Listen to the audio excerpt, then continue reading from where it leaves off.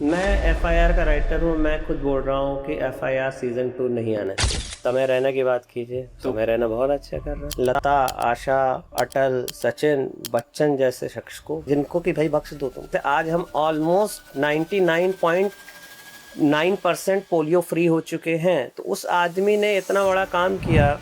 बच्चन साहब से मैं पूछना चाहता था कि वो पोलियो पिलाते आए, पोलियो का ऐड करते आए हिंदुस्तान में, और अपने बेटे को पैरों पे नहीं खड़ा कर पाए। Gopi Bhalla is a very good actor. तो फिर आई बारी इज़्ज़ा की। एक तकिया कलम बड़ा हिट हुआ था। वो पूछता है कटरीना का नंबर है क्या? कटरीना का नंबर है क्या? तो तांत्रिक है लेकिन कटरीना का फैन है। चारों तरफ कटरीना के पोस्टर लगाए, तो जो भी उसके पास आता उससे पूछ लिया करता कि कटरीना का नंबर है क्या। और एक तकिया कलाम बहुत फेमस हुआ था, वो था कि झिंगुर झंझना गया। झिंगुर झंझना गया। झिंगुर झंझना गया। अगले ही दिन मुझे फोन आया, मैंने फोन उठाया और सामने से आवाज आई, डेविड बोल रहा हूँ। अब मैं क्या सोच रहा हूँ, मैं सोच रहा हूँ ये सब प्रैंक कर रहे हैं। ये उन दिनों की बात है सोनी पे, और वो कॉमेडी नहीं थी। मेरी फिल्म थी ABCD, वो कॉमेडी नहीं थी, वो भी हिट और वो मूवी थी, सुपर हिट फिल्म थी। सर ऐसा कोई सीरियल आपने अभी लिखा हुआ है, जैसे कि FIR आपके आए, लापतागंज आया है, तो ऐसी कोई तैयारी है अभी भी आपकी? अगर सब टीवी आपसे कांटेक्ट मतलब? हाँ, एक शो है जो बहुत बढ़िया, मैंने एक शो बनाया है, और मेरे दिमाग में ये था कि मैं कैसे अपने 2 शो को मिला के एक शो बनाऊं। बहुत टाइम से मेरे दिमाग में चल रहा था, और भले वो सब टीवी पे आए, भले वो स्टार पे आए, कहीं आए। उस शो का नाम है।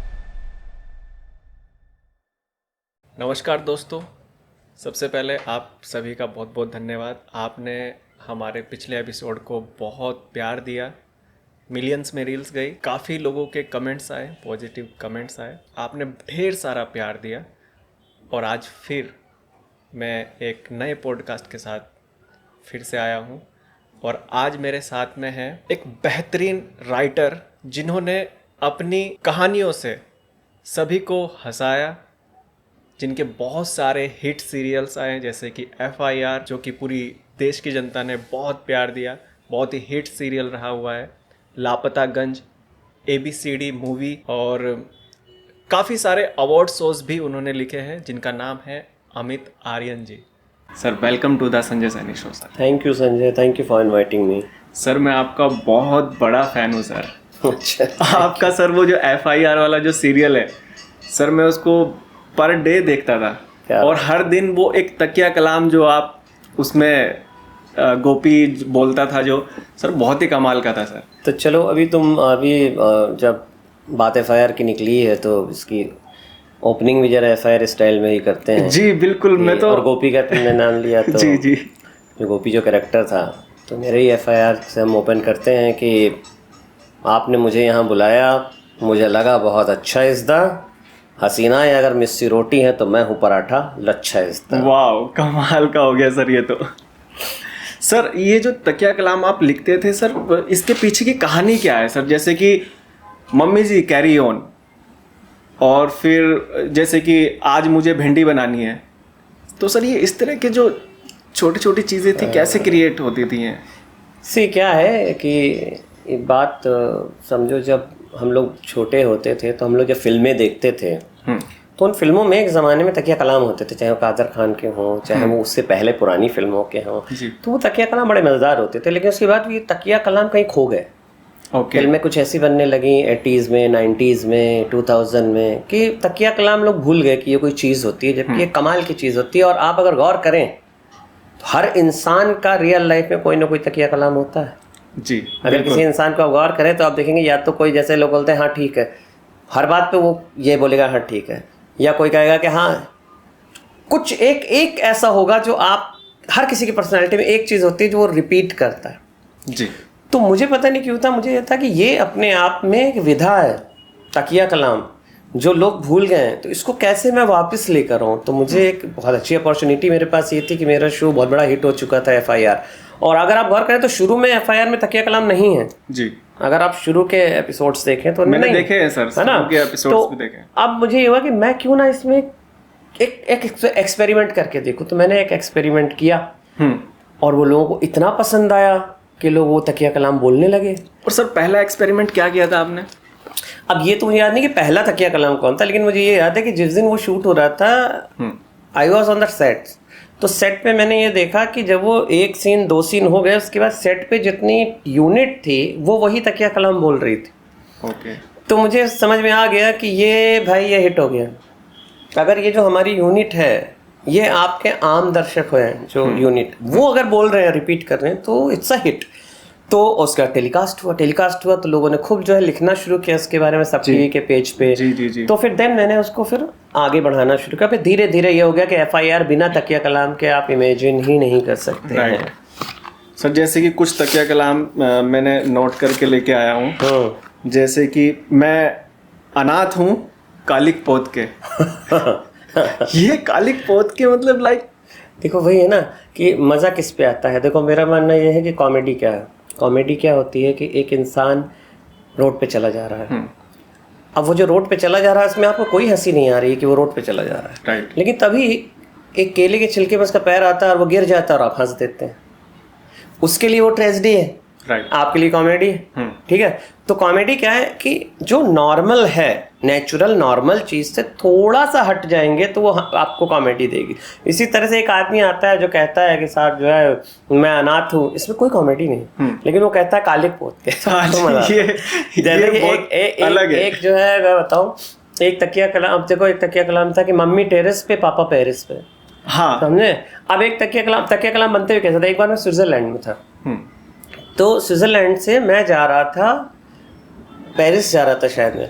तो क्या हुआ कि एक सामान था हमारा जो होटल में ही छूट गया। तो अब वो तो छूट गया, हम तो स्विट्जरलैंड के लिए निकल गए। मगर अच्छी बात है कि हमें लौट के वापस स्विट्जरलैंड से ही हमारी फ्लाइट थी, तो ये था कि चलो फिर ले लेंगे वहाँ से।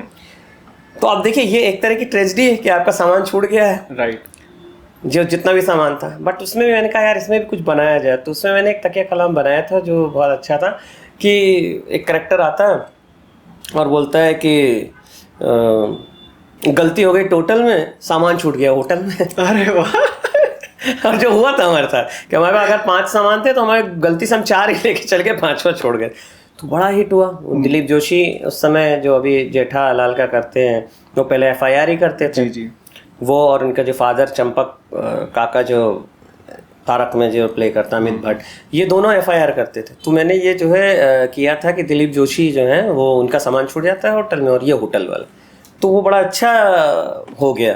तो ऐसे ही तकिया कलाम बनते गए। और FIR की तकिया कलाम की खासियत ये है कि अकेला शो है पूरे वर्ल्ड में, और इसका अपना Limca book of world record में भी इसका जिक्र आ रहा है कि 5000 से ज़्यादा तकिया कलाम हैं और कोई तकिया कलाम रिपीट नहीं किया FIR में। जैसे नाव डूब गई नैनीताल में। नाव डूब गई नैनीताल में, शीला शिलांग में है, शीला शिलांग में है, नीटू नेपाल में है, लोग। और मंजू शर्मा हमारी एक एक्टर जो आया करती थी पल्लू घुमा के, उनके बड़े अच्छे थे कि भिंडी काट के आई हूँ, भिंडी बनाऊंगी और वो टमाटर महंगे हो गए। तो क्या होता था, जो कई चीज़ें होती ऐसी भी होती थी जो करंट चली थी। एक टाइम आया था उस समय जो टमाटर की बड़ी शॉर्टेज हो गई थी, और टमाटर 100 रुपीज़ 200 रुपीज़ ऐसे बिक रहे थे उस समय। तो उसको मैंने यूज़ किया था, टमाटर महंगे हो गए तो लोगों ने बड़ा उसको रिसीव किया था। मतलब जो भी ट्रेंडिंग में कोई चीज़ चल रही है उसके ऊपर एक तकिया कलाम बन जाता है। वो भी डाल, जैसे एक वो कैरेक्टर था जो कि तांत्रिक होता है, जो इसने प्ले किया था, जो हप्पू सिंह का कैरेक्टर करता है, तो वो तांत्रिक बना था उसमें। ये सब देखो आए तो FIR से हैं, जितने भी आपके एक्टर बिल्कुल हैं ये सब FIR से आए हुए हैं। तो उसमें वो उसका एक तकिया कलाम बड़ा हिट हुआ था। वो पूछता है कटरीना का नंबर है क्या? तो तांत्रिक है लेकिन कटरीना का फैन है, चारों तरफ कटरीना के पोस्टर लगाए, तो जो भी उसके पास आता है उससे पूछ लिया करता कि कटरीना का नंबर है क्या?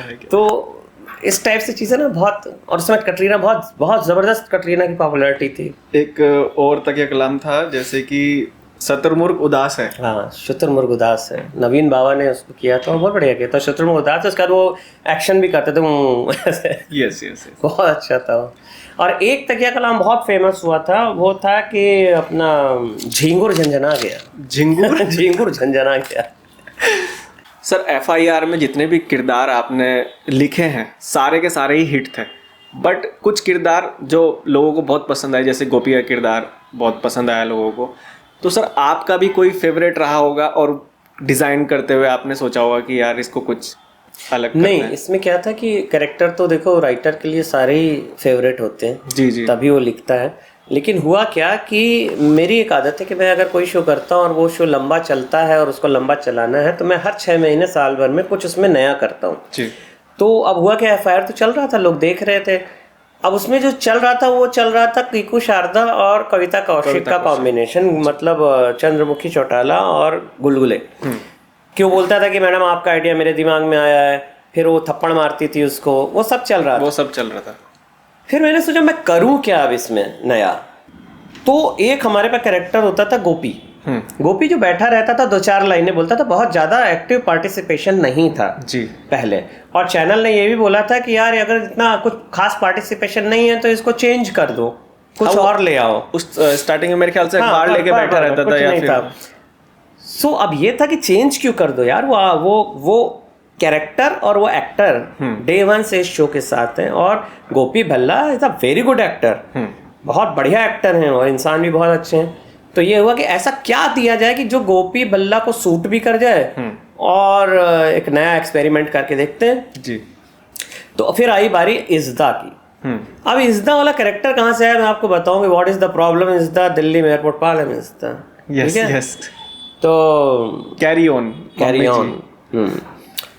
तो अब उसमें हुआ ये कि एक ये रियल कैरेक्टर है। ये कैरेक्टर एक ऐसे इंसान पे मैंने बनाया जो असल में ऐसे बोलता है रियल लाइफ में। ये बिल्कुल रियल है। हाँ।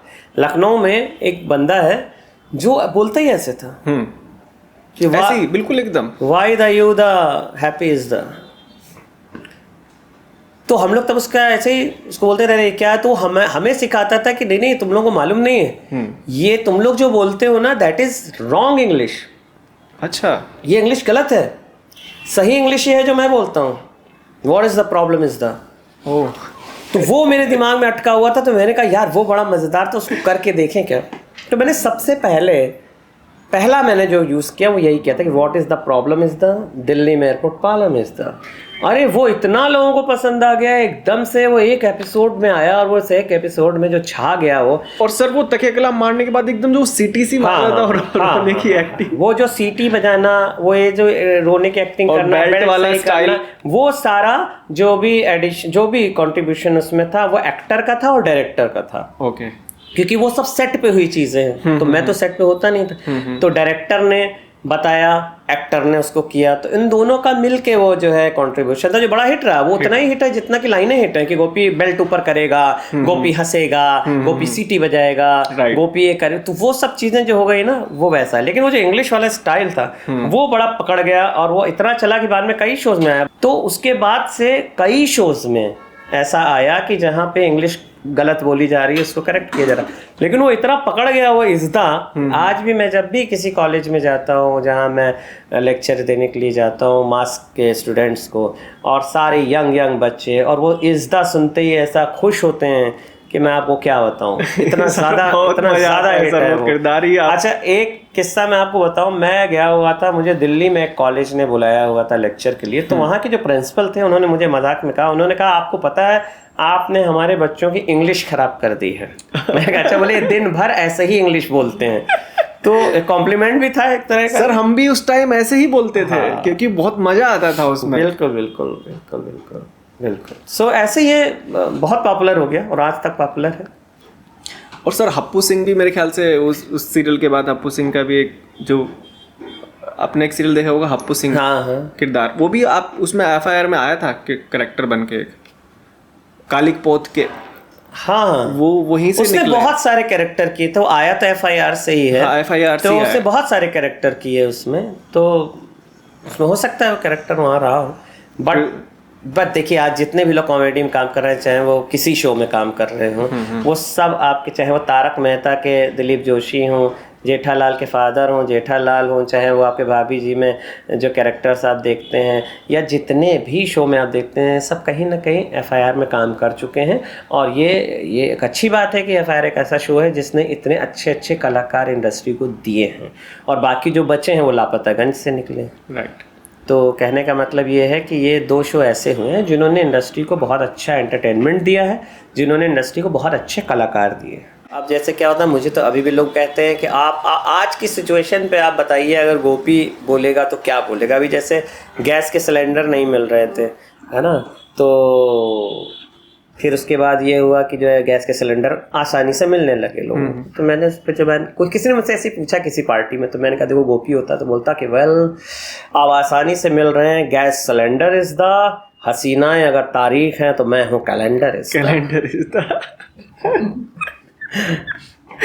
मैं तो सर उनको बुलाना चाहता हूँ अपने शो में, और एक अपने शो के लिए एक तकिया कलाम उन्हीं के मुंह से सुनना चाहता हूँ। आप बुलाइए गोपी जी को, बहुत अच्छे इंसान हैं, बहुत अच्छे एक्टर हैं, और मैं भी उनसे बोलूंगा कि आपके पॉडकास्ट में आए, क्योंकि मुझे भी यहाँ आके अच्छा लगा, बहुत बढ़िया लगा। मैंने शुरुआत में ही जो कहा था कि मैं यहाँ आया मुझे लगा बड़ा अच्छा इसदा हसीना अगर मिस्सी रोटी है तो मैं हूँ पराठा अच्छा सर जब ये FIR आता था ना, मतलब मैं हर एपिसोड को देखता था, और हर दिन मतलब मैं ये सोचता था कि यार आज कौन सा यूनिक चीज करके लेके आएंगे। बिल्कुल बिल्कुल बिल्कुल। और ये बात जो है ये मुझे मतलब कई लोग, अब मैं ये बताऊँ, मुझे फिल्मों में ब्रेक ही FIR की वजह से मिला, क्योंकि मैं तो टीवी में बहुत बिजी था। FIR हिट हो चुका था, लापतागंज हिट हो चुका था, सारे शोज मेरे हिट चल रहे थे। फिर एक दिन क्या हुआ कि मुझे डेविड धवन का फ़ोन आया। तो डेविड साहब का जब फ़ोन आया तो वो बड़ा मज़ेदार किस्सा था। हुआ ये कि मैं अपने चैनल में था, तो हमारे जो चैनल हेड थे और पूरी टीम बैठी थी, उन्होंने कहा कि आप तो कॉमेडी में नंबर 1 हैं, आप हर साल अवार्ड जीतते हैं, आप सारे हिट हैं आपके शो, आपको डेविड धवन ने क्यों नहीं बुलाया अभी तक? तो मैंने कहा सर पता नहीं, हो सकता है बुला लें। बोले भाई वो फिल्मों में कॉमेडी में नंबर 1 है। क्या ठीक। अगले ही दिन मुझे फ़ोन आया, मैंने फ़ोन उठाया और सामने से आवाज़ आई डेविड बोल रहा हूँ जी। अब मैं क्या सोच रहा हूँ, मैं सोच रहा हूँ ये सब प्रैंक कर रहे हैं, क्योंकि ये बात हुई थी वहाँ, सब प्रैंक कर रहे हैं मेरे साथ। मैंने कहा कौन डेविड? अब डेविड साहब एकदम जो है, अरे मैं डेविड धवन बोल रहा हूँ। मैंने कहा हाँ बोलो डेविड धवन जी। अरे फिर जो गुस्सा हुए हैं फ़ोन पे, तब मुझे समझ में आया कि नहीं ये तो सच में डेविड साहब है। फिर मैं सॉरी बोली, अरे नहीं सर मैं किसी और का आने वाला था, और ये वो सब बातें बनाई। फिर उन्होंने कहा कि अच्छा तुम आ सकते हो वाशु भगनानी के ऑफिस। हाँ आ जाता हूँ। पहुँचा मैं, मिले हो मुझे, तब वो डू नॉट डिस्टर्ब बना रहे थे पार्टनर के बाद। तो उन्होंने मुझे ये बात बोली, उन्होंने कहा पता है तुम्हारा जो शो है ना FIR, वो मैं देखता हूँ, और मैं रिपीट में देखता हूँ रात को जो आता है 12 बजे, और मैं एक एपिसोड नहीं छोड़ता हूँ। तो हर एपिसोड में मैं ये सोचता हूँ कि यार अब आज क्या होगा। और मुझे अच्छा लगा कि ये कौन राइटर है जो हर बार इतनी नई हर एपिसोड में नया लेकर आता है, कहाँ से लाता है। तो मैंने डिसाइड किया कि मैं अपनी फिल्म के डायलॉग इसी राइटर से लिखवाऊंगा, तो इसलिए मैंने बुलाया। तो मुझे मेरी पहली फिल्म इसी वजह से मिली। वाह। You know? तो सर आपके जितने भी शोज हैं, जैसे लापतागंज ले लीजिए या FIR ले लीजिए, या फिर किसी जितने भी शोज किए हैं आपने, सारी कॉमेडी शोज किए हैं, तो सर कॉमेडी ही लिखते हैं आप या फिर कुछ और भी? ये सवाल मुझसे बहुत लोग पूछते हैं कि आप कॉमेडी के अलावा कुछ और क्यों नहीं लिखते हैं, या ज़्यादा क्यों नहीं लिखते हैं और चीज़ें। वैसे देखने जाओ तो मैंने कॉमेडी के अलावा बहुत चीज़ें लिखी हैं। मेरा एक बहुत अच्छा शो था, ये उन दिनों की बात है, सोनी पे, और वो कॉमेडी नहीं था। मेरी फिल्म थी ABCD, वो कॉमेडी नहीं थी, वो भी हिट और वो मूवी थी, सुपर हिट फिल्म थी, लेकिन कोई कॉमेडी नहीं थी वो फिल्म। और इस तरह मैंने कई काम किए। शुरू में तो मैं सोप भी लिखता था, कई सोप लिखे। मगर मुझसे ना एक बार क्या हुआ, एक जगह में गया हुआ था, वहाँ पे काफ़ी लोग थे, इंडस्ट्री के काफ़ी अच्छे राइटर्स, काफ़ी नामी गिरामी लोग। तो मुझसे वहाँ पे किसी ने पूछा कि यही सवाल कि यार आप कॉमेडी में इतना लिखते हो, आप कॉमेडी के अलावा कुछ क्यों नहीं लिखते हो जी। तो उस समय मुझे समझ में नहीं आया मैं क्या जवाब दूँ इस बात का। तो मैंने कहा काम करते हैं, कल जवाब दूंगा इस बात का। क्योंकि वो एक अवार्ड शो में मैं एज ज्यूरी था, तो वहाँ पे वो लोग फिर कल मिलने वाले थे सारे ही मुझे। मैंने कहा कल जवाब दूंगा। तो जब अगला दिन हुआ और मैं पहुँचा तो मैंने कहा जवाब लाया। तो मैंने ही कुछ 4 लाइनें लिखी थी जो इसका बिल्कुल सही जवाब दे देंगी तुमको। कि सवाल था कि आप कॉमेडी के अलावा और चीज़ें क्यों नहीं लिखते। तो मैंने जवाब दिया वहाँ पे कि गम का पता नहीं मगर खुशी बिकती है। वाह। गम का पता नहीं मगर खुशी बिकती है, हर तरफ खरीदारों की भीड़ खड़ी दिखती है। अब दिल का हाल भला कलम क्या लिखे, अब दिल का हाल भला कलम क्या लिखे, अब तो जो बिकता है वो ही कलम लिखती है। वाह, सुपर। तो इससे बड़ा जवाब नहीं हो सकता कि भाई अब जो बिक रहा है आप वही तो बेचेंगे। राइट। तो ये है, बाकी ऐसा कुछ नहीं। अभी भी मैं कुछ चीज़ें कर रहा हूँ जो कि कॉमेडी नहीं है, जो मेरी अपकमिंग चीज़ें हैं। कुछ फिल्में हैं वो भी कॉमेडी नहीं है, तो लेट्स सी। सर आप अतर से आते हैं शायद? अतर्रा MP में पड़ता है शायद। यूपी मतलब बॉर्डर के आसपास है। हाँ यूपी और एमपी के बॉर्डर के आसपास। तो सर कब आपको ऐसा रियलाइज हुआ कि आप राइटर बनना चाहते थे या फिर कुछ और था मन में? नहीं, सी बेसिकली क्या था कि मैं जब 4 साल का था मैं तब से लिख रहा हूँ। ओके। और मुझे नहीं पता था मैं कैसे लिख रहा हूँ। मेरे फादर ने जब पहली बार देखा था, मेरे फादर अतारा डिग्री कॉलेज में प्रोफेसर थे हिंदी के, डॉक्टर हरीशचंद्र निगम। उन्होंने जब देखा था 4 साल में मैंने जो चीज़ लिखी थी, वो शॉक्ड हो गए थे, क्योंकि वो 4 साल की चीज़ नहीं थी। 4 साल के बच्चा नहीं लिख सकता उस चीज़ को। राइट। तो उनको समझ में आ गया था कि कुछ तो है मामला। फिर हमारे यहाँ क्या होता था कि हमारे यहाँ हम लोग जब बचपन में चंपक, चंदा मामा ये सब पढ़ते थे, लेकिन साथ में हमारे यहाँ क्योंकि लिटरेचर की वजह से, फादर लिटरेचर पढ़ाते थे, उस वजह से हमारे यहाँ प्रेमचंद, जयशंकर प्रसाद, हमारे यहाँ धर्मयुग, सरिता, मुक्ता, इस टाइप की बुक्स आती थी, हम वो भी पढ़ते थे। तो बचपन से वो एक तरह की ट्रेनिंग शुरू हो गई कि हम लिटरेचर पढ़ते पढ़ते पढ़ते पढ़ते पढ़ते वो लिटरेचर अंदर आ गया। उसके बाद फिर ये हुआ कि अब उत्तर प्रदेश में, एक तो इंडिया में सबसे पिछड़ी हुई स्टेट हुआ करता था यूपी, उसमें भी सबसे पिछड़ा हुआ जो डिस्ट्रिक्ट था दैट वाज बांदा, उसमें भी सबसे पिछड़ी हुई जो टाउन था दैट वाज अतर्रा, जहाँ से मैं था। उससे भी आगे, बांदा से भी आगे? हाँ, बांदा से भी कुछ 30-35 किलोमीटर आगे। बांदा तो मैं गया हूँ सर। 30-35 किलोमीटर आगे। और वो पूरा बुंदेलखंड का इलाका है, डाकुओं का इलाका है। बुंदेलखंड है। हाँ, तो वहाँ से जो है डाकू निकलते हैं। एक राइटर भी निकला। तो सर मैं वही जानना चाहता हूँ कि सर आप अपनी कलम को लेके कैसे निकले वहाँ से? मैं आपको बता रहा हूँ। देखिए वैसे तो आप देखिए तो बांदा जिला जो है ना, वो कमाल की जगह है, क्योंकि वहाँ से ऐसे ऐसे राइटर निकले हैं जिनका आप कोई मुकाबला नहीं कर सकते हैं कभी। जैसे गोस्वामी तुलसीदास जी, बिल्कुल। अब लोगों को पता नहीं है कि गोस्वामी तुलसीदास बांदा जिले में राजापुर नाम का जो गांव है वहाँ पैदा हुए थे। उसके बाद आप बिहारी, उन्होंने जो लिटरेचर लिखा है वो भी वहीं के थे, बांदा जिले के। तो वहाँ से बहुत राइटर निकले। लेकिन मेरा क्या हुआ कि मैं बताया लिटरेचर जैसे पढ़ रहे हैं, लिख रहे हैं चीज़ें, उसके बाद फिर ये हुआ कि मुझे ये था कि मुझे जाना है, मैं जाऊँगा बम्बई जाऊँगा। मतलब बम्बई होता था। पहला ख्याल आ गया। पहला ख्याल कैसे आया उसका भी रीज़न है। हमारे यहाँ ना भले वो इतनी पिछड़ी हुई जगह थी, लेकिन अतर्रा एक ऐसी जगह थी जो कमाल है। आज भी मैं एग्जाम्पल देता हूँ कि जिस जगह की पॉपुलेशन 20,000 हो, उस जगह पे 1960 में सिनेमा हॉल था। 1960 में डिग्री कॉलेज था।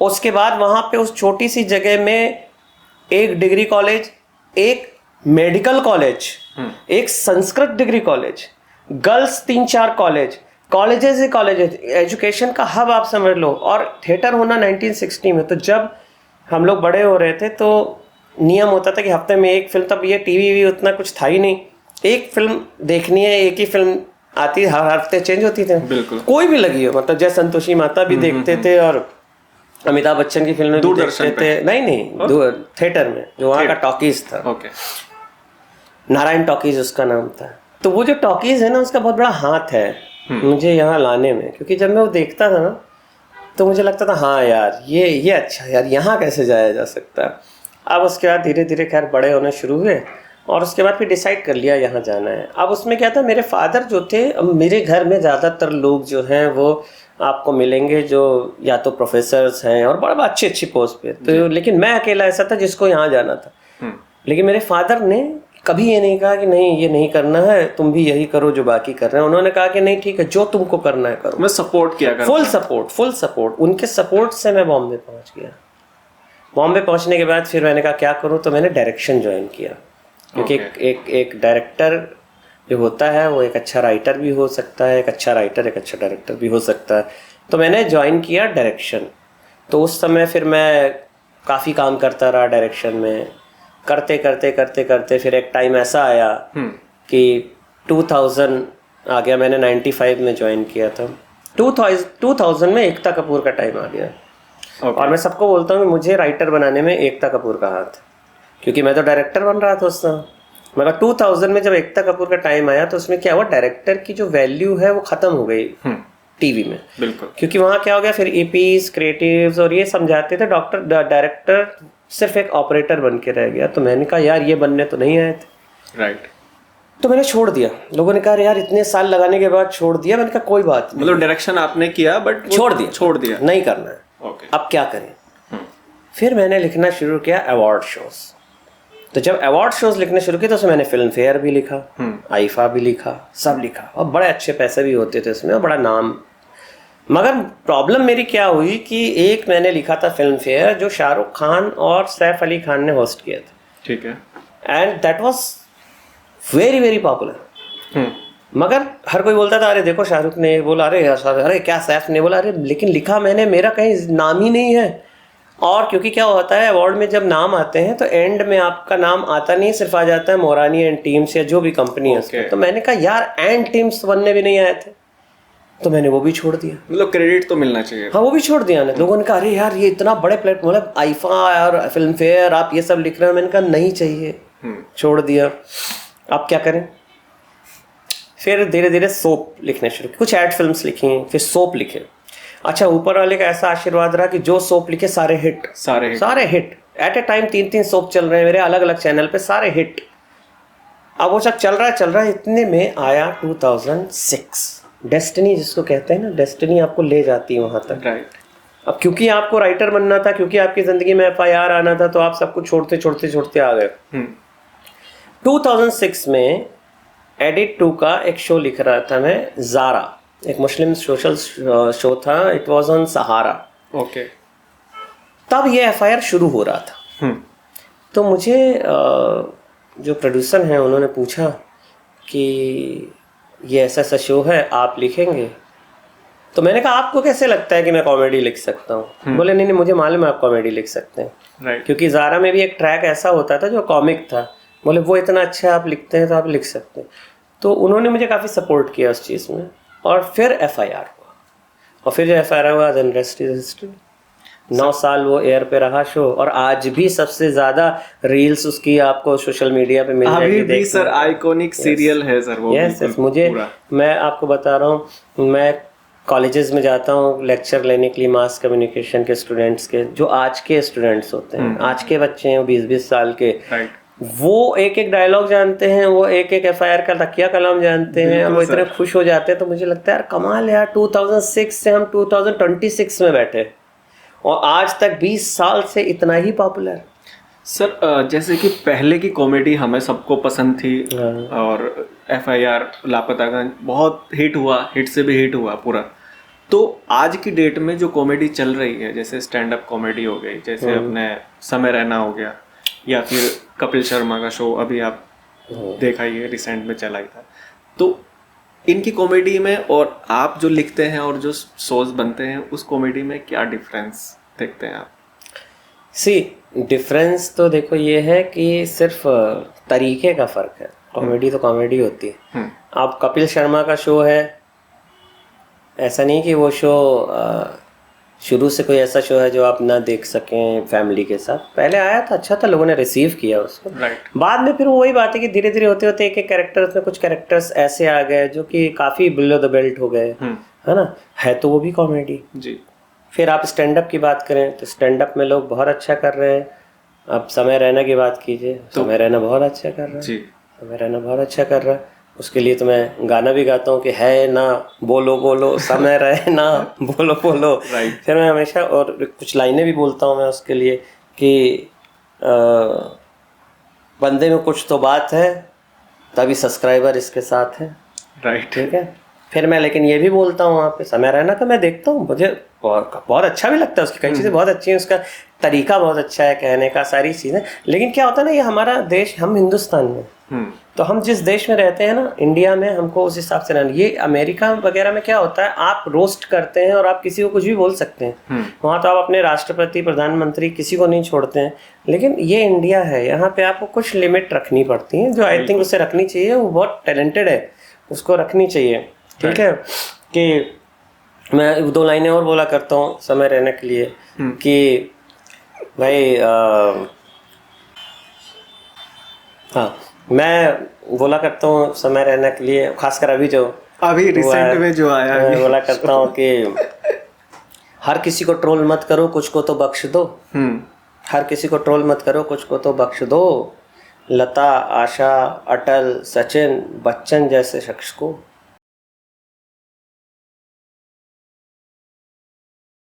कुछ लोग ऐसे हो गए हैं ना, जिनका मजाक नहीं उड़ाना चाहिए। अब जैसे आप बोलें कि साहब बच्चन साहब से मैं पूछना चाहता था कि वो पोलियो पिलाते आए, पोलियो का ऐड करते आए हिंदुस्तान में और अपने बेटे को पैरों पे नहीं खड़ा कर पाए, ये it's not in a good taste, you know. कि क्या होता है, अमिताभ बच्चन वो आदमी हैं जिन्होंने 1 रुपए नहीं लिया है इस कैंपेन के लिए। क्या ये बात लोगों को पता है? लोगों को लगता है अमिताभ बच्चन पैसा कमा रहे हैं। अमिताभ बच्चन ने 1 रुपए नहीं लिया, और अमिताभ बच्चन वो आदमी हैं इसलिए चुने गए कि छोटे छोटे गांव तक में लोग उन्हें जानते हैं। और जब बच्चन साहब ने टीवी पे आकर, दूरदर्शन पे आकर ये कहा कि 2 बूंद जिंदगी के, और जब उन्होंने ये अपील की, तो आपको पता है पूरे देश में छोटी छोटी जगहों पे लोग कैसे बच्चों को लेके गए, पोलियो ड्रॉप दिलवाई और एक भी ड्रॉप मिस नहीं। उस वजह से आज हम ऑलमोस्ट 99.9% पोलियो फ्री हो चुके हैं। तो उस आदमी ने इतना बड़ा काम किया, 1 रुपया नहीं लिया, उसकी वजह से इन्फ्लुएंस होकर गांव में जो लोग नहीं जाते थे वो जाने लगे, लोग ड्रॉप दिलाने लगे बच्चों को। आज हमारा देश में पोलियो ख़त्म हो चुका है। और आप उस आदमी को अगर ये कह दें कि साहब आप अपने बेटे को नहीं खड़ा कर पाए, तो वो अच्छा नहीं है। हाँ, आप ये कह लीजिए मैं तो कॉमेडी कर रहा हूँ, मैं कॉमेडियन हूँ, मैं तो हंसी मजाक कर रहा हूँ, तो मैंने हंसी मजाक में कह दिया। लेकिन हंसी मजाक में भी क्या होता है ना, एक सीमा होती है, एक लिमिट होती है। जैसे आपके मदर फादर हैं, आप उनके लिए तो नहीं बोलेंगे ना कुछ ऐसा, राइट। अब अगर ये बोलना है कुछ, इनके फादर को लेके अगर कोई बोले कि तुमने तो ये किया वो किया, लेकिन तुम जो है अपने बेटे को इतना नहीं सिखा पाए कि बच्चन साहब जैसे लोगों के बारे में नहीं बोलना है। तो वही हुआ था ना सर कि रणबीर इलाहाबादिया ने समय रैना के शो में आया और उन्होंने कुछ ऐसा मदर फादर के बारे में ऊपर, और वो बवाल होना ही था। हाँ, तो इसलिए क्या यार, हंसी, आप मजाक उड़ाओ, मजा करो, सब लोग, आप अच्छे में करो तो लोग खुद भी हंसते हैं, ऐसा नहीं है। और ये बच्चन साहब की शालीनता देखिए कि उन्होंने पलट के कुछ नहीं कहा, जबकि अमिताभ बच्चन के आज भी जो फॉलोअर्स हैं पूरी दुनिया में, अगर बच्चन साहब चाहते एक लाइन बोलते तो उससे बहुत, लेकिन वो उनको मालूम है कि ये कोई बात नहीं, लेकिन कभी उसका फायदा नहीं उठाना चाहिए। कुछ लोग, मैंने कहा ना, जैसे लता जी हो गई, आशा भोसले हो गई, सचिन तेंदुलकर हो गए, अटल बिहारी वाजपेयी हो गए, अमिताभ बच्चन हो गए, ये सब लोग जो है ना, इनको इनसे थोड़ा सा अलग रखना चाहिए, राइट। मेरा ये मानना। बाकी समय रहना बहुत बढ़िया है, मैं तो खुद देखता हूँ, मैं तो एंजॉय करता हूँ उसका। वैसे तो बहुत मुझे बड़ा मजेदार लगता है उसके बोलने का तरीका, और वो किसी को नहीं छोड़ता है, जो वो बड़ा मजेदार है उसका। अभी उसका एक मैं वीडियो देख रहा था, अनुपम खेर ने बनाया था, उसने वहीं पे अनुपम खेर को भी उनको भी रोस्ट कर दिया। तो वो बहुत टैलेंटेड है, मैं अगेन बोल रहा हूँ, समय रहना आज के टाइम में बहुत टैलेंटेड है, और ऐसे लोग 10-20 साल में कोई एक आता है, बट थोड़ा सा वो इस चीज को संभाल लेना, दैट्स फाइन। पहले समय का समय गया, फिर समय दोबारा से आया। हाँ।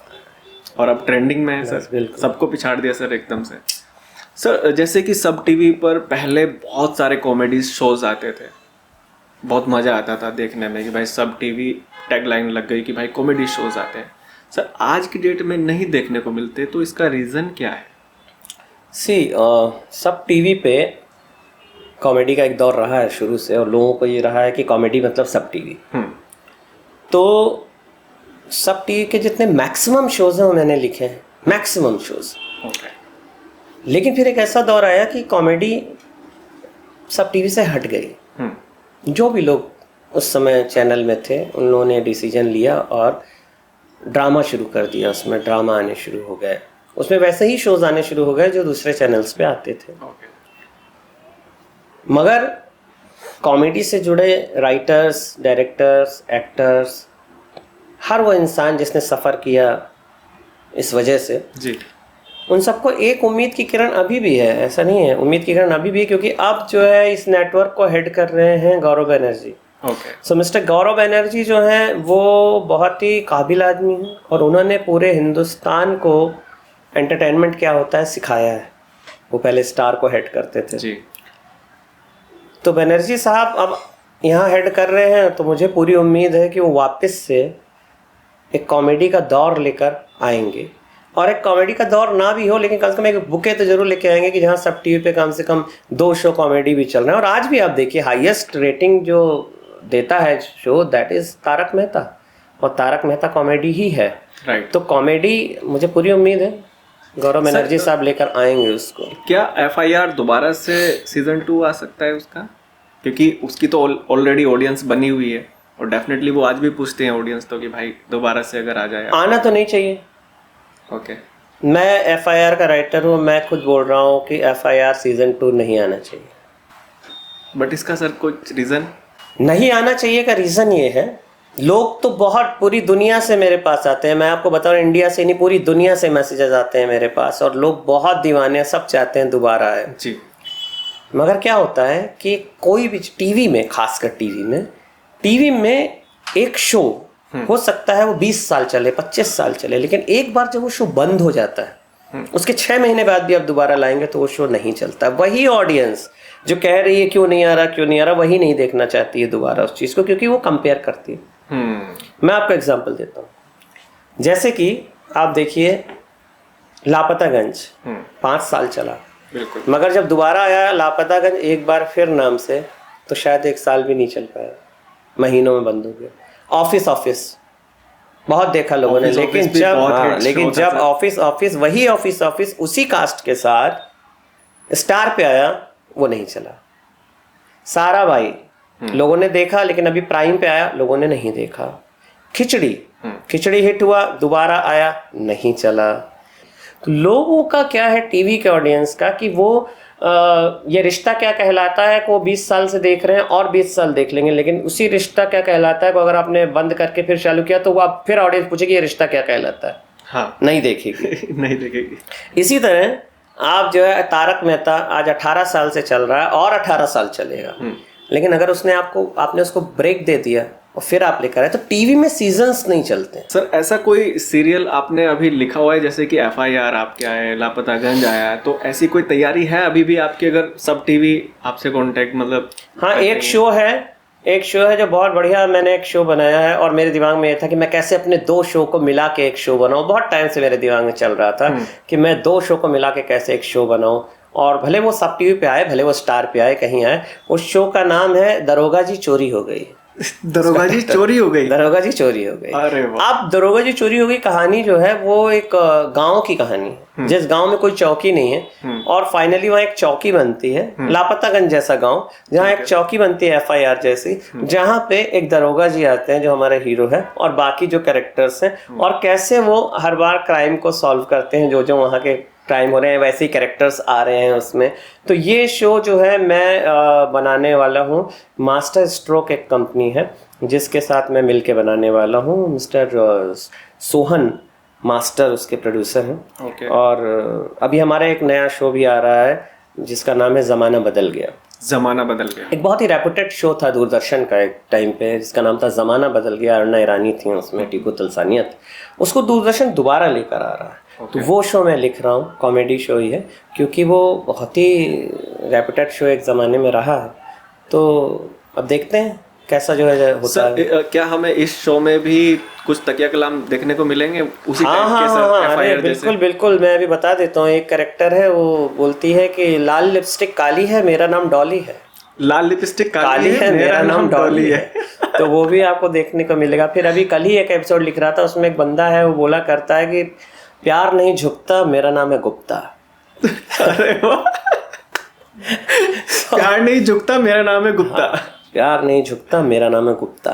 तो ऐसे भी कैरेक्टर्स उसमें हैं, बड़े मजेदार से कैरेक्टर हैं उसमें। ओके, वाह सर, ये तो आपने एक बहुत बड़ी खुशखबरी की खबर। और ये जो शो है ज़माना बदल गया, इसमें बहुत ज़्यादा आपको जो एफआईआर के चाहने वाले हैं, जिनको भूख है और उनको खाना नहीं मिल रहा है, तो खाना तो नहीं लेकिन उनको नाश्ता ज़रूर मिल जाएगा इस शो में। इतना तो एंटरटेनमेंट एफआईआर जैसा रखा है इसका। सर ये तो अब आना भी चाहिए सर, बहुत टाइम हो गया सर। वो वैसा शो हम देखा करते थे एफआईआर, उसके जैसा अगर आप फिर से अगर प्लान कर रहे हो, डिज़ाइन कर रहे हो, वो आ रहा है, तो इसका मतलब हमारी जितनी भी जनता है इंडिया की, वो फिर से तैयार हो जाएगी हंसने के लिए एक नए तरीके से। यस।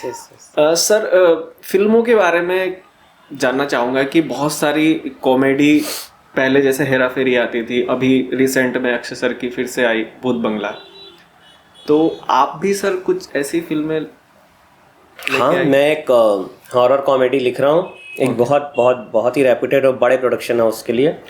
बहुत ज़्यादा रिवील नहीं कर सकता हूँ मैं, बट इट्स अ बिग, और वो हॉरर कॉमेडी है और बहुत मज़ा आने वाला है आपको उसमें, क्योंकि वो भूत बंगला और भूल भुलैया इन सब से बहुत अलग कहानी। भूत बंगला देखी सर आप? नहीं, मैंने अभी तो नहीं देखी, बट बहुत अलग कहानी है जो मैं कर रहा हूँ फिल्म, और बहुत जल्दी वो शूट पे जाएगी। उसके बाद जब आएगी कॉमेडी हॉरर कॉमेडी है और बहुत अच्छी है, आप देखिएगा। कर रहा हूँ सर ABCD जो कि एक हिट फिल्म रही है, और उसको बनाने का क्या प्लान था, मतलब कैसे वो बनाई गई ABCD डांस वाली फिल्म? लाइक ABCD एक तरह का एक्सपेरिमेंट था, क्योंकि रेमो डिसूजा और तुषार हीरानंदानी, इन दोनों ने इस चीज़ को पहले डिस्कस किया। तुषार हीरानंदानी बहुत अच्छे राइटर और डायरेक्टर हैं, मेरे दोस्त हैं, जिन्होंने अभी श्रीकांत भी डायरेक्ट की थी। तो एक आइडिया था रेमो के पास कि इस आइडिया पे करना है, लेकिन फाइनेंसर नहीं है, प्रोड्यूसर नहीं है, पैसा नहीं है, फिल्म बनानी है। राइट। फिर मैं जुड़ा फिल्म के साथ, तो हम सब ने डिसाइड किया कि नहीं, लिखते हैं, स्क्रिप्ट लिखते हैं और कोशिश करते हैं। और सबसे बड़ा चैलेंज ये था कि कोई स्टार नहीं, सब नए नए लड़के, कैसे होगा। राइट। खैर फिल्म लिखी गई और करीब 100 से ज़्यादा पेजेस की स्क्रिप्ट थी, और मेरा जो नरेशन होता है वो परफॉर्मिंग नरेशन होता है। तो उसमें हर बार मैं जाता था जब नरेट करने, तो मुझे ही नरेट करना होता था जी। तो पूरा परफॉर्म करके नरेट करना होता था। और इस चीज़ को कोई ऐसा प्रोडक्शन हाउस शायद नहीं बचा था जिसको हमने ये फिल्म नरेट नहीं की हो। 65 नरेशन किए हमने ABCD के, और हर जगह से ना हो गया था। फिर हमारा एक नरेशन था UTV के साथ, सिद्धार्थ रॉय कपूर और रॉनी स्क्रूवाला के साथ। ओके। तो हम लोगों ने डिसाइड किया कि इस बार ये नरेशन कर लेते हैं, अगर आज भी ना हो गया तो इस स्क्रिप्ट को रख देंगे, कुछ और बनाएंगे, बाद में कभी इसको करेंगे। और इसको बोलते हैं डेस्टिनी। गए हम लोग, मैंने सुनाना शुरू किया, और जब इसको ख़त्म किया मैंने, तो वैसे ही रॉनी स्क्रूवाला ने बोला मेक इट 3D। तो हम लोगों को समझ में नहीं, हमको लगा पता नहीं क्या बात हुई। और बाद में मालूम पड़ा कि इंडिया की पहली 3D डांस फिल्म बनी है ABCD। और उस समय हमारे यहाँ 3D शूट नहीं होता था, हम कन्वर्ट करते थे। डॉन भी जो आई थी वो कन्वर्ट की गई थी, शाहरुख खान की, शूट नहीं हुई थी।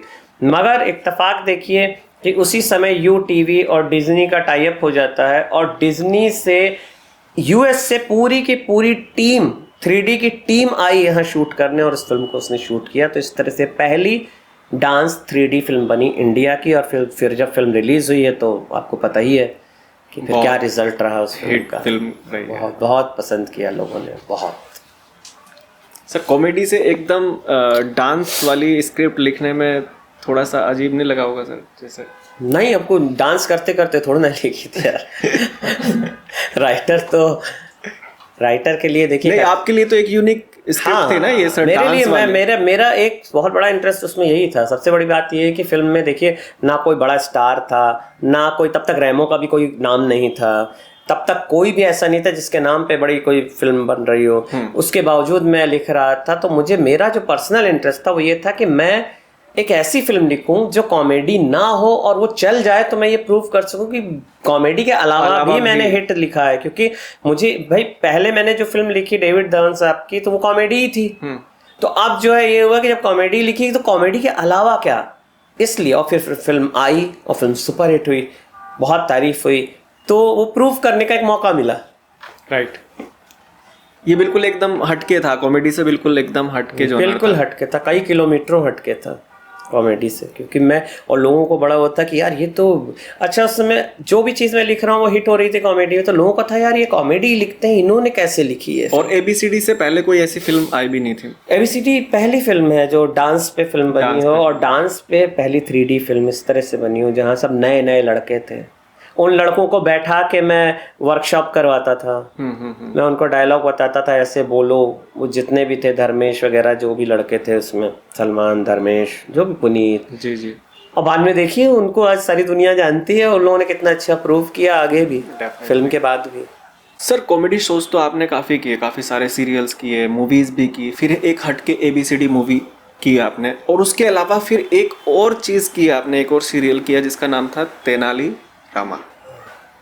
उसका एक्सपीरियंस बताइए। वो एक हिस्टोरिकल सीरियल था। वो तो बहुत ही मेरे लिए बड़ा अच्छा एक्सपीरियंस और बहुत ही नई चीज़ रही, बिकॉज मैं FIR लिख रहा हूँ, लापतागंज लिख रहा हूँ, जिनी और जूजू लिख रहा हूँ, हर तरह के शोज लिख रहा हूँ, लेकिन एक हिस्टोरिकल कॉमेडी लिखना जिसकी भाषा एकदम अलग है, आप 1500-1600 शताब्दी वहाँ चले जाते हैं और विजयनगर साम्राज्य, और वहाँ उस जमाने की लैंग्वेज, कि उस समय लैंग्वेज क्या चलती थी, तो मुझे एक मौका मिला कि मैं रिसर्च कर पाया कि उस समय की भाषा क्या थी, क्या मुगल आ चुके थे, क्या अंग्रेज कब आने वाले थे, किस टाइप की भाषा थी, राजा कैसे बोलते था, तेनाली रामा कैसे बोलता था। तो वो मैंने उस पर काफ़ी रिसर्च की और उसके बाद उस शो को मैंने लिखा।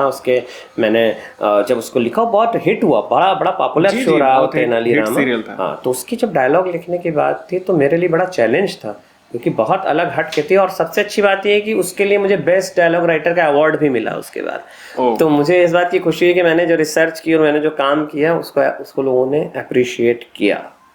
सर, अभी रिसेंट में आपको यूपी के उप मुख्यमंत्री ने अवार्ड दिया है सर, इसके बारे में कुछ आप बताइए। हाँ, ये उत्तर प्रदेश के उप मुख्यमंत्री हैं श्री ब्रजेश पाठक जी, उनके हाथों मुझे अवार्ड मिला। और इतने साल जो मैंने राइटिंग में काम किया है उसके लिए मुझे अवार्ड दिया गया जी। फिल्म सोसाइटी ऑफ इंडिया ने यह ऑर्गेनाइज किया था, ओके, जिसमें टूरिज्म मिनिस्ट्री भी इन्वॉल्व थी। तो लखनऊ गया था मैं, तो उनसे अवार्ड मिला मुझे और बहुत अच्छी उनसे मुलाकात हुई, बहुत अच्छी बातें हुई। फिर उन्होंने मुझे अपने घर पे बुलाया भी था चाय के लिए, तो मैं उनके घर पे गया जी। तो ब्रजेश पाठक जी से मेरी बातचीत हुई और वो भी चाहते हैं कि कैसे यूपी में फिल्म और टीवी को डेवलप किया जाए, कैसे लखनऊ या यूपी के और जगहों पे ऐसा कुछ किया जाए कि लोगों को बाहर नहीं आना पड़े, वहाँ की जो लोकल प्रतिभाएं हैं उनको काम मिले। तो मैंने तो ये बात वहाँ स्टेज पे भी अनाउंस की थी और उनसे भी मैंने कहा कि हम बनाएंगे चीज़ें लखनऊ आके, यूपी आके, हम यहाँ शूट करेंगे। और सबसे पहली प्रेफरेंस जो लखनऊ की प्रतिभाएं हैं, चाहे वो एक्टर हों, चाहे वो टेक्नीशियंस हों, उनको दी जाएगी और बहुत अच्छा काम हो सकता है। और ब्रजेश पाठक जी ने भी कहा कि हम आपको पूरा सपोर्ट देंगे, हमारी सरकार आपको पूरा सपोर्ट देगी अगर यूपी के फिल्म और टीवी डेवलपमेंट में कुछ अच्छा काम हो रहा है तो वी विल सपोर्ट यू। सो मैं इस पॉडकास्ट के माध्यम से भी श्री ब्रजेश पाठक जी को बहुत धन्यवाद देना चाहता हूँ, यूपी गवर्नमेंट, उत्तर प्रदेश सरकार को बहुत धन्यवाद देना चाहता हूँ, टूरिज़्म मिनिस्ट्री को धन्यवाद देना चाहता हूँ कि उन्होंने ये बात कही। और वहाँ पे वैसे टीम मीडिया एक्सपर्ट नाम की एक बहुत अच्छी कंपनी है जो नागेंद्र मिश्र चलाते हैं, जी। और उनके साथ हमने टाई अप किया है कि अब हम अपने कुछ टीवी शोज वहाँ जाके प्रोड्यूस करने वाले हैं, जो मास्टर स्ट्रोक सोहन मास्टर की कंपनी मैं मिल के करेंगे, जो कि हम अगले 1-2 महीने में ही लखनऊ जाके और पहला पूरा का पूरा शो वहाँ करेंगे। जैसे हमेशा होता है कि आपने कुछ पोर्शन कर लिया, बाद में आपने बॉम्बे में सेट लगाया, नहीं, हम पूरा शो यूपी में जाके शूट करने वाले हैं और बहुत जल्दी वो शो आ रहा है। वाह। तो सर, जैसे कि यूपी में सब्सिडी भी मिलती है मेरे ख्याल से सर, तो इसके ऊपर भी कुछ बात हुई सर आपकी? हाँ, ब्रजेश पाठक जी ने जो है ये बताया कि 50% तक सब्सिडी भी फिल्मों को मिलेगी, लेकिन उसमें यह है कि आप वहाँ शूट करें, वहाँ के लोगों को काम दें, वहाँ के लोगों को रोजगार मिले। तो उसके लिए गवर्नमेंट इतना सपोर्ट कर रही है कि सब्सिडी भी दे रही है, प्लस टूरिज्म मिनिस्ट्री की वजह से आपको लोकेशंस, रहने की जगह, उन सब में बहुत ज़्यादा हेल्प हो रही। सो मैं तो इस पॉडकास्ट में बोलना चाहूँगा और भी मेकर्स को, मैं अपनी बात नहीं कर रहा, कि जो लोग भी हैं, सुन रहे हैं या देख रहे हैं, वो जाएँ और यूपी में ज़रूर शूट करें। यूपी गवर्नमेंट पूरा सपोर्ट देने के लिए तैयार है। सो बहुत अच्छा लगा मुझे आपके पॉडकास्ट में। Thank you sir, thank you sir, all the best. बात करके बहुत अच्छा लगा सर, आपकी जर्नी के बारे में और इस सीरियल के बारे में, और एक नया सीरियल आ रहा है उसके बारे में जानकर बहुत अच्छा लगा। और मैं आशा करता हूँ कि ऑडियंस को ये शो बहुत पसंद आया होगा। Thank you sir. Thank you so much, thank you so much. तो दोस्तों, आपको ये शो कैसा लगा, और मैं आशा करता हूँ कि आपको ये पॉडकास्ट बहुत पसंद आया होगा और आगे भी हम ऐसे ही शोज़ लेके आएंगे। और अगर आपने हमारे चैनल को अभी तक सब्सक्राइब नहीं किया है तो प्लीज़ कर लीजिए। और आपने हमें पिछले पॉडकास्ट में भी बहुत सारा प्यार दिया, शेयर किया और काफ़ी रील्स हमारी मिलियंस में गई है। बहुत बहुत धन्यवाद। देखते रहिए Sanjay Saini show. Thank you.